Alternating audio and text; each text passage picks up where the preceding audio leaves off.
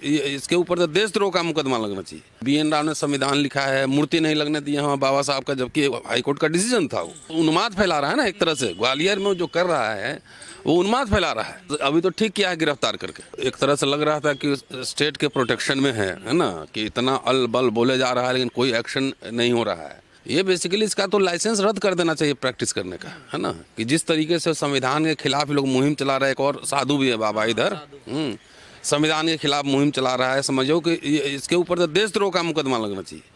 बाबा साहब को दुनिया मानती है, बाबा साहब का जो कंट्रीब्यूशन है, जो कॉन्स्टिट्यूशन बनाने में कंट्रीब्यूशन है, सब लोग जानते हैं उसके बारे में। उनके बारे में उल्टा पुल्टा कहना है, BN राव ने संविधान लिखा है, मूर्ति नहीं लगने दी हमारे बाबा साहब का, जबकि हाईकोर्ट का डिसीजन था, वो नहीं लगने दिया। और इस तरह से संविधान विरोधी बात करना, बाबा साहब के खिलाफ करना, तो भावना सिर्फ उन्हीं की थोड़ी, और लोगों की भी भावना है ना।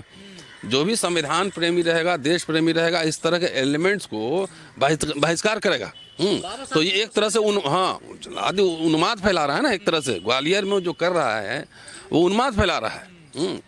तो इस तरह को सजा मिलनी चाहिए, ऐसे लोगों को मुकदमा होना चाहिए, जेल के अंदर ठूस के रखना चाहिए अनिल मिश्रा को, और क्या।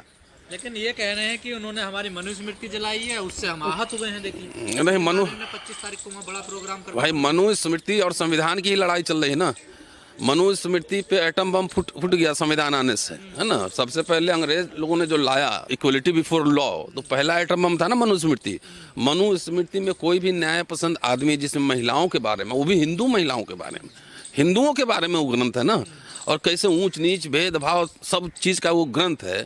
तो संविधान कैसे उसको मानने वाले को तो अपना पढ़िए घर में, कि पब्लिकली आप उसको करेंगे तो उनको जेल में जाना चाहिए। संविधान इक्वलिटी की बात करता है ना, और मनुस्मृति क्या इनइक्वलिटी की बात करता है, छुआछूत की बात करता है, महिला विरोधी है, दलित विरोधी है, अस्पृश्य विरोधी है, पिछड़ा विरोधी है। जलाने से आहत हो जाएगी, कोई भी न्याय पसंद आदमी उस पर बोलेगा ही बोलेगा। लेकिन सर, जिस SC/ST एक्ट को खत्म करने की बात लगातार अनिल मिश्रा कर रहे थे, उसी सुभाष जी हमारे साथ हैं, कुरुक्षेत्र यूनिवर्सिटी के प्रोफेसर हैं। SC/ST एक्ट में वो अंदर चले गए हैं सर। देखिए तो हुआ ना, रूल ऑफ लॉ है ना, लोग जब भिड़ जाएंगे, लड़ने के लिए तैयार हो जाएंगे, तो जेल तो जाना ही पड़ेगा ना।